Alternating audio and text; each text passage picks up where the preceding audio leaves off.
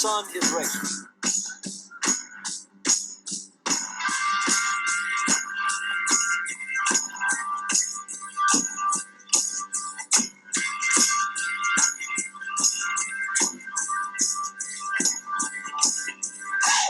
Welcome, race fans, to another episode of the Rubbin' Is Racing Daily Fantasy NASCAR Show.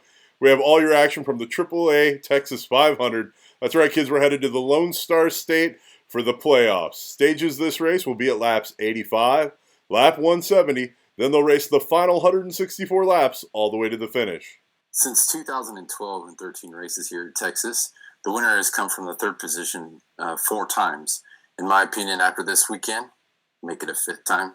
Weather should be nice and sunny with temps in the mid-60s when we go racing Sunday, November 4th at 3 p.m. Eastern. All right, Liehr. We've had to do it every week. We might as well continue to do it deep into the playoffs, even though they haven't been really paying off for a lot of people. We got to still talk about the big three. First, we have Harvick, who's 11,700. He won here last fall and has a streak of 8 top 10s here with 3 second places, including his second place finish here in the spring. He was number 1 in 10-lap averages in second and final practice. And another member of the big three, Rowdy, was second in 10-lap averages in both of those practices. Rowdy, who's 12,200, has 3 wins at this track, 2 of those in the last 5 races here, including his win in the spring. Liehr, do you want to talk about the main part of the big three before we get into the conundrum that is Truex? It's good to be with you again this weekend, brother. I'm looking forward to this 1.5 mile this weekend we got at Texas. It's been an interesting weekend so far between the truck race and the Xfinity race, and some practices in there and some cars losing control. So, getting that rubber laid down. So looks like the preferred line is going to be down below, but, should be fun. As far as, out of the 3, I think my favorite this weekend going into it for sure has got to be Kevin Harvick. You're looking at a guy that's currently one of the ones that is obviously fighting for the championship to go to Miami, but also, too, sitting right now in the 4th position. And, they wouldn't mind locking up that win and getting that for sure, being in that top 4 for the last race there at Miami Homestead. But, obviously so far this weekend, Harvick has shown that he is the fastest car. As far as practices are concerned, obviously went out and didn't qualify on the pole, but, was right there behind his teammate there, Clint Boyer, in second. But I definitely think that Harvick is going to be a guy that you're going to need to roster this weekend. He's definitely a guy that loves racing at 1.5 mile tracks. And I think it's just somebody you definitely have to roster. As far as Kyle Busch, he's also fast this weekend too.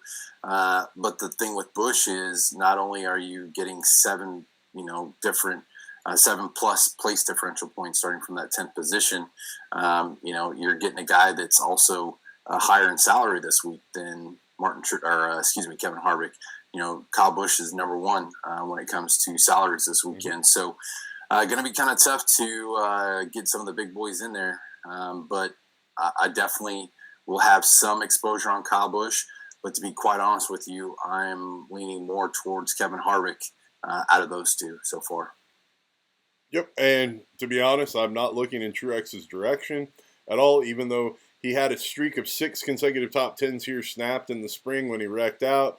But he's never won here, and at that price point, I don't think he can do what I need him to do at 11,100. Do you have a different opinion on that?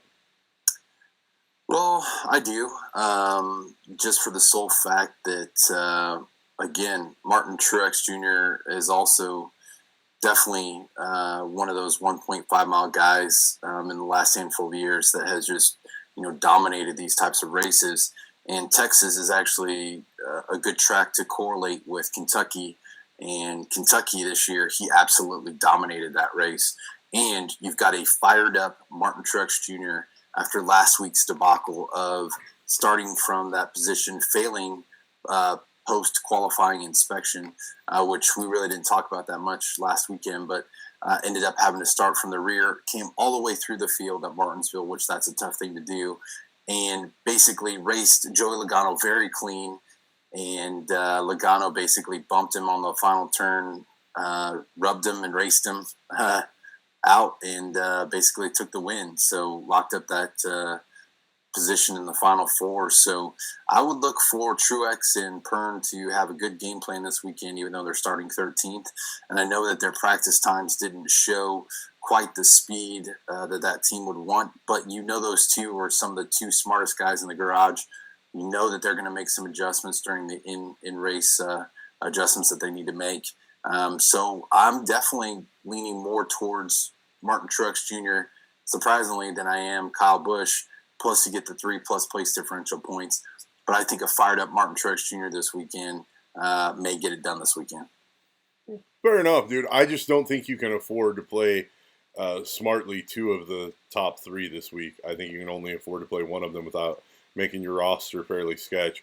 But that's just my opinion. And if I'm playing one of them, I'm playing Harvick. That's just where I'm at. And let's not forget either, we've got a handful of other guys in that top, plus $9,000 price tag that are also in the hunt that have some pretty sweet things going for them as well. Right, and that's why I say that's why I'm saying I can only afford one of those guys, because I want to play Chase Elliott with his place differential potential. I want to play your burning rubber pick that you have coming up here with. So let's go ahead and get it, Liehr. Do a burning rubber for us. All right, man. Well, it's the same rules applied as last time we did this last week. Again, a little bit late here in Kansas City. Took the little one to go watch Smallfoot tonight. It was pretty good. But burning rubber Texas shootout style, baby! I like it better when you do the Texas two-step, but I'll take Texas shootout style. All right. Liehr, who do you have for us to burn some... What? I said I could do it again if you need me to. No, we're all good, dude. Who do you want to burn some rubber this week, buddy? Well, I'm going to, crazy enough, I'm going to go back to the well from last week and double up on my boy Jimmy Johnson. JJ had himself a pretty good weekend last weekend in Martinsville. I know we talked about him last week, and he ended up with 57 points at an $8,100 salary point and finished 12th, starting 34th, because he also failed the inspection, so ended up moving from 23rd up to 34th. And also kudos to DraftKings, which hasn't happened as much lately, but they did make the necessary changes for the post-qualifying inspection to the starting position on the format. So I'm happy that they got that done. But I'm definitely going back to the well and Jimmy Johnson this weekend. This guy is obviously, not going to be winning anytime soon, I don't think. But again, with another poor starting position, same as he had last week of 23rd. But you're also talking about a guy that's got just an absolute ton of real positive experience here. And it's all recent. It's since 2012, Jimmy Johnson, and granted, he's got 7 total wins, but 6 of those have come since 2012.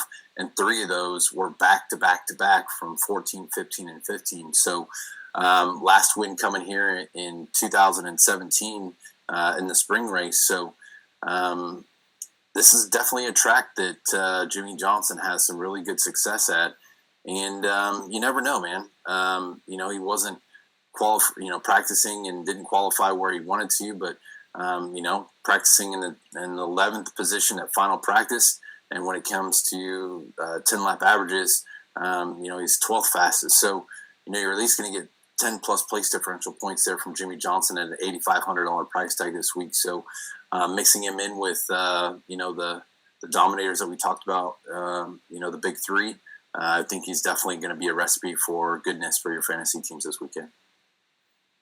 Yeah, I mean, I like your arguments here so much. I don't really have anything to add. I've already been looking to put Jimmy Johnson on on all the builds I've had this week. I don't see why you wouldn't want to play him unless you're trying to get cute. Now, my burning rubber pick is a little bit different.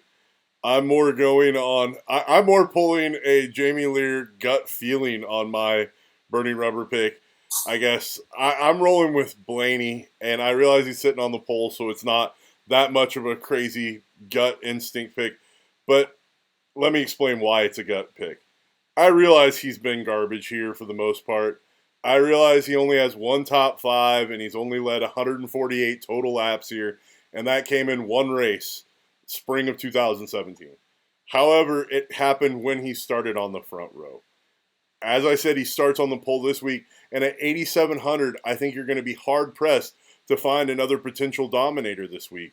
Larson is starting 22nd, but at 10K, I don't see him paying off for that. I just like the guy, like a Blaney, so much better than the Larson plays and the other plays because I think he can dominate and get you points on the front. That's the way I'm going.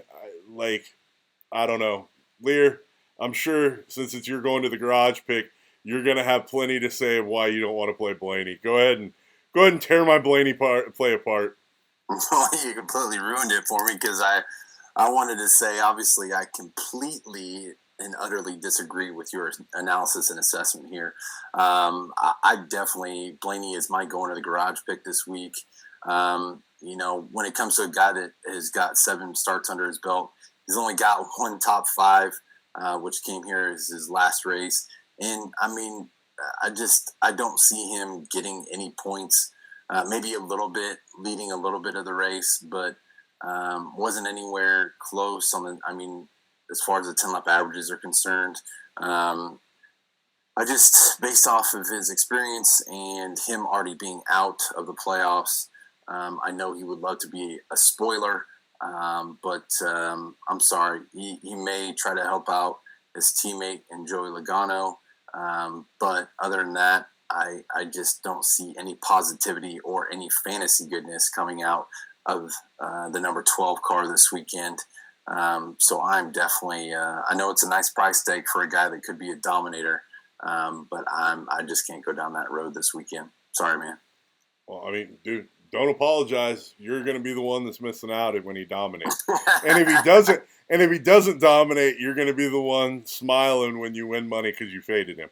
That's where we're left with those kind of plays this week, in my opinion.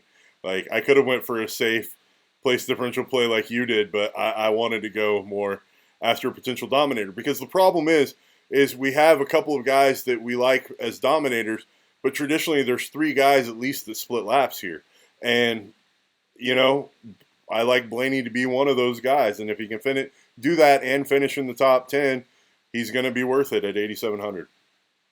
I don't know. In my opinion this weekend, brother, I think, we're probably not going to talk about him too much, but you got to look at Stewart-Haas Racing, okay? 3 out of the 4 drivers this weekend are outside that top 4 with only Harvick, and he's at number 4. So all of these guys are basically vying for a win this weekend. And you've got Eric Amarola, who was one of the fastest ones in practice. You got Clint Boyer, who, he's salivating at the mouth, starting from the 2nd position, wanting to get up there and get the win this weekend. And then you got Kurt Busch, who's outside the top 4 there, sitting in, I think, 5th or 6th, one of the two, looking at also getting that win and stamping on his way out the door of Stewart-Haas with, maybe a nice little, sayonara, however you want to say it, how he would say it to Stewart-Haas Racing as he exits the number 41.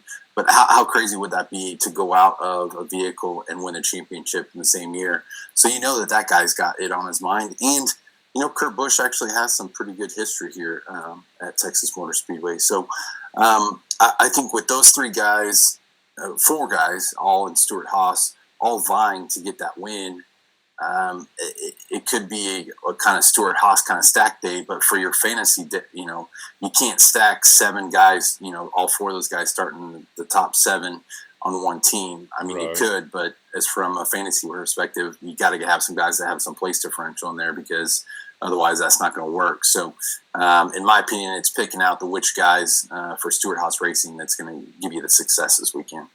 Right, and I think that there's going to be a natural gravitation. That's why I threw the Larson thing in on the back end of my play. Yeah, which that's a crazy play too, starting from 22nd. But at 10K, man, at 10K he has to also lead laps. Yes, I agree with you. He at that price tag, not alone just in place differential will make up that you at least got to get 4 times, 4 or 5 times, 6 times your money this weekend, and just not sure you can pull that off with him. The interesting part this week that I'm finding is that there are plenty of guys that I'm interested in. Liehr, who's a guy you're looking to play some value for value this week? Well, for those of you that watch the quick hits on another channel, you're probably going to be seeing this guy this weekend, I'm sure. When you look for it tomorrow. But I'm going to be going with his favorite driver, and it's just because it just makes sense. Just based on where he's at, what he's done here, and his price tag this weekend. But I'll be going with Ty Dillon, the number 13 Geico. He's raced here 4 times here at Fort Worth. Now, granted, he hasn't blown the doors off or anything, but last time he raced here in the spring, he started 23rd and finished 13th, and that's approximately about where he's starting at this weekend, with him starting in the 24th position. He was also one of the guys that was, did pretty well this weekend in practices.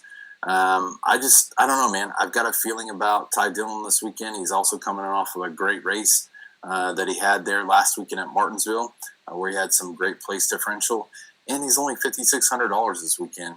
So that's getting close to the Mendoza line on where you want to spend money at before you get to the too much of the lower tier teams. I definitely look for Ty Dillon to have a good race this weekend and get that top 20, because out of those 4 races, he's got 3 top 20 finishes. So give me some Ty Dillon this weekend. My usual gripe with him: when he's an obvious play, he's way over-owned because of that other guy that likes to talk and promote him because he's his best BFF, I guess. I don't necessarily have a problem with it. I would personally rather save $300 and use my play, which is Matt DiBenedetto. I realize he's starting 31st and his car wasn't showing like the best of speed in practices, but he said his car is way faster than what he showed. And I tend to believe drivers when they tell me that they're faster than what their car is showing and that they're comfortable with their car. That's usually a good place. And with him starting 31st, I think he gives you the ability to get those nice place differential points at a 5,300. And he gives you a nice ownership swerve off of Ty Dillon that a lot of people are probably going to play. The other thing that I really like about him is that he finished 16th here in the spring. And in my opinion, if you're in that price range, you can make a lot of plays that come off as way worse on paper, at least in my opinion. I'm rolling back Matty DB, and I haven't talked about playing Matty DB in a few weeks, so hopefully he brings back some of the goodness. Yeah, been a while since we got to talk about our buddy old Matt DiBenedetto, but I'm excited to see him in the 95 next season. But here for the rest of this season, I definitely have always thought he's always a great value pick, and obviously he had a nice finish here last time that he raced here. So as long as he can keep the wheels on the road and not have any mechanical issues and avoid anything, he'll definitely get some place differential. And at that price tag, it's a good play. Somebody else that I also like is kind of a sneaky play, but mostly love him because of his starting position, his salary, and most of all, his really sweet paint scheme this weekend. But Corey LaJoie on that Gas Monkey Garage, number 72, starting from 37th. I mean, really, that is just a play that, you can make to be a huge salary reliever if you want to double up on, the big, two of the big 3. And then, just a guy that all he needs to do is log laps. And if there's carnage and he's not involved, boom. I mean, there's 5+ place differential points, maybe even more, that you get from that guy. So somebody I'm kind of, flirting with this weekend. No, and I understand it, especially if you're trying to squeeze in a couple of the studs this week. Salary gets tight, especially when you're wanting to play Jimmy Johnson and some of those guys for place differential. Yeah. All right, Liehr, you already gave us your going to the garage pick. Blaney, is there any other driver that you really utterly dislike as long as you don't steal my pick? So we're going to let you get a second and come back to it. I'm going to go ahead and give you my pick. I'm sending somebody that we usually like to give for a value pick to the garage this week, and that's Ryan Newman. In my opinion, and looking at practice 2 and practice and final practice, and seeing his splits, he qualified about 6 spots higher than what his speed is showing, and he's also priced at one of his highest price points during the season. I just don't like Ryan Newman this week. I think it's an easy fade with him starting 14th and showing 20th plus place speed. I just normally I like to play Ryan Newman, especially when he starts in the mid 20s. He has a bad qualifying effort. This week is not one of those weeks. Liehr, do you have a different opinion on Newman or somebody else that you want to send to the garage as well? No, Newman's interesting going to garage play. Kind of hard to, somebody starting in the teens, but as far as history-wise, he's got 30 races here. He does have a win here, which is more than a lot of the people that race here. For sure. Puts him tied there with Kevin Harvick with the amount of wins. But out of 30 races, he only has 3 top 5s and 6 top 10s. And no, he does have 19 top 20s, but that's still a pretty bad percentage in a top 20 ratio, especially when you're starting from the 14th position. But equating it to this weekend and his speed that he has, I'm kind of right there with you. It's a guy that I really am not looking at to roster this weekend. Plus, 7,500. He's kind of in that range where I'm really mixing it up and going more top and low end heavy, I think, this week instead of middle tier stuff. So, definitely not a guy I'm really looking at this weekend. No, and the price thing that you were talking about is exactly the other point that I forgot to make. It's like, if I want the guys that are just a little bit above him, I can't play him. Like, there's no, even if I thought he was a good play, he's priced just wrong where I can't squeeze him into a lineup. And I just don't think he pays off the price tag even at the 7,500. So that's why I'm sending Newman to the garage. I could be wrong. Don't think I am on this one. Anybody else that you really like this weekend? I mean, we talked Chase a little bit. Logano's been on a heater. Do you like any of those plays? I know you said you were all over, like, basically a Stuart Haas stack if you could. Yeah.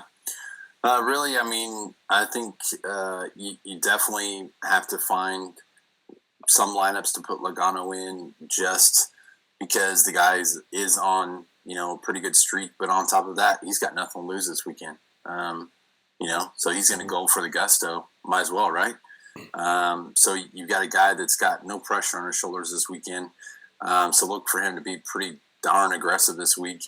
But somebody else that I'm pretty much avoiding altogether too, that would be Paul Menard. He's another one that I'm not going down that road. He's starting way too high, 11th with a $7,900 price tag.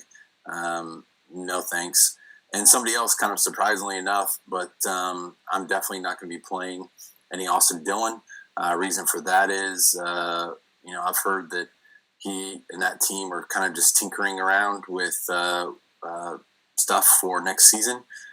So really, they're not in it to win it this weekend.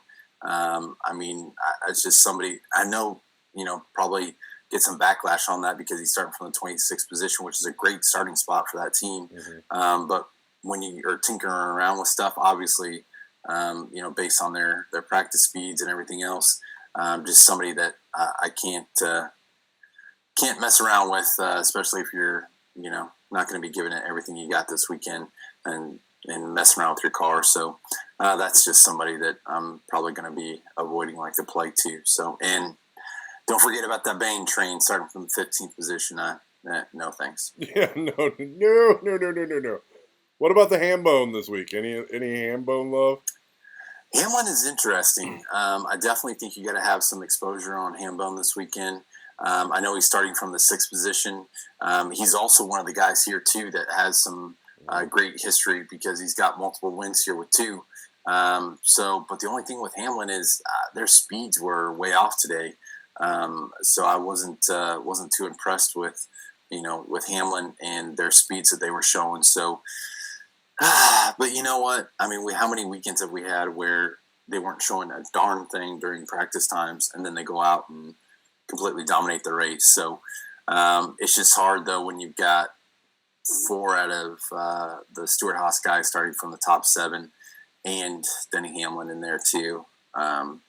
So I probably will have a little bit of exposure on Hamlin, but not too much. This is exactly why I hate Denny Hamlin from a fantasy perspective. Every week I will think that I should roster him. He's awful. And the weeks I'm just like, there's no chance I'm even rostering Denny Hamlin. That's when he's in the mix and leading laps. I despise him as a fantasy NASCAR play. It is terrible. So I refuse to comment either way. That's why I leave it up to you on Denny Hamlin, because I am always wrong on that guy. Always. Yeah, right. It's just interesting. I don't know. If I was Joe Gibbs, I don't know. Were you very impressed at all this year with Hamlin? No, not at all. But the dude carries with him the only full-time sponsor left in NASCAR. You can't fire the guy that gives you the FedEx full-time sponsorship.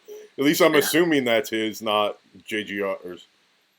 Well, that's the crazy part within NASCAR too. I mean, you do have some sponsors that are affiliated with teams. You have some sponsors that are affiliated with drivers. Clearly, Smithfield is affiliated with Eric Amarola and was not with Richard Petty Motorsports, because as they jumped ship with him to Stewart-Haas, which I think was a very, very smart play on their part. But I think you're right. I think Denny Hamlin and FedEx are tied to the hip together. So interesting to see what happens there. But before we move on, I'd kind of like to get your take on, I know we discussed it a little bit, but what was your take on Joey Logano's move last weekend? I mean, I didn't like it because it dumped Truex, but at the same time, it's exactly what racing is. I realize Truex was racing him clean, but there's not a driver on the circuit that wouldn't have bumped him out of the way to get the win and move on to the next round. Solidify yourself in the final four. Right, I completely understand it. And, I understand why Truex is upset, but I understand why Logano did it, and I understand that it's racing, and that's just a part of it. Yeah. You differ at all? I don't, actually, and that's the crazy part, because it happened to my favorite driver. But at the same time, I think it's like they said. I mean, you wreck your mama if it's a chance to win a championship and get in the Final Four, and you have the opportunity to do so, you do it. And when that checkered flag flies, there's nothing that they can do about it. I mean, racing is racing, and you got to go for it. And I definitely understand Truex's side on it. I'd be pissed off and upset too, especially if you're trying to do it the right way. But that's just Martin Truex Jr., and that's why he's my favorite driver, because he does do it the right way. But at the same time, as a fan or a NASCAR enthusiast and love of the sport, I mean, if it's me, I'm doing the same thing. I don't care who you are. Yeah. If it's the championship's on the line, I'm doing it. I will say this, and I'm calling it right here. If for some reason Truex does not make the Final Four, and they are not contending for the win at Homestead, he straight up wrecks Logano. I promise you. Yeah, take him out. Yeah, he will dump him in the championship round if he's not in contention for a win or hasn't advanced. Will happen, but he won't do anything until then. He won't screw with that car until then. I don't because believe. Essentially what that is that was his spot. That was his ticket. It buys him through to the final. Yep. Oh well. All right, man. I just hope that if it does go down like that Joey Logano's not a little B about it, because he deserves it. Yeah, I mean, it's just payback. So, all right, man, that wraps up another week of the Rubbin' Is Racing Daily Fantasy NASCAR show. Liehr, go ahead and give us the results from the last week contest, and then we'll say our goodbyes and get out of here. All right, brother. Well, definitely got everything updated for you guys, so check it out. Make sure you look at it. But as far as last weekend for Martinsville, total score that was done by our man Eddie, 72.88 with a 413.75. He had AJ Allmendinger with a 32.5, Kyle Busch with the 86. Definitely somebody you obviously had to own. Jimmy Johnson, like we talked about last week, burning rubber, 57 points. Then there was the Joey Logano play that we did not talk about. and he was only 6.8% owned in our league. Came down with a 157.75. And obviously, I had to have him to win anything last week or win in our league. And then he had Paul Menard, 35%, starting from that 35th position, which was a no-brainer free square play. And then also David Reagan, same thing, got pushed to the back, starting 36 with a 45.5. So 413.75 for Eddie, 72.88. Congratulations, sir. And races are tightening up, and we're getting down to the nitty-gritty for the end. So looking forward to it, man. Yeah, it's been a cool contest, even though neither one of us are competing for the championship. It's a shame. Like, shame on us. Like, apparently we are really bad at choosing one lineup out of our lineups to compete. So, oh well, it's been a blast competing with everybody. I've had a lot of fun. And hopefully I'm just happy to say that I won one week. Yeah, I can't say the same. I've come in second several times. But anyway, did I win one? I think I won one. Maybe. I don't know. I don't think so. No, I've been adding it up every single week. And I've taken second several times. That's it. Oh well, I'm perennially a second place person in fantasy NASCAR. It's sort of my MO. Anyways, guys, thanks for tuning in. As always, remember to like, share, and subscribe. Have a wonderful weekend. And if I'm not making some money, I hope it's one of you guys. Later, y'all. Have a great weekend, guys.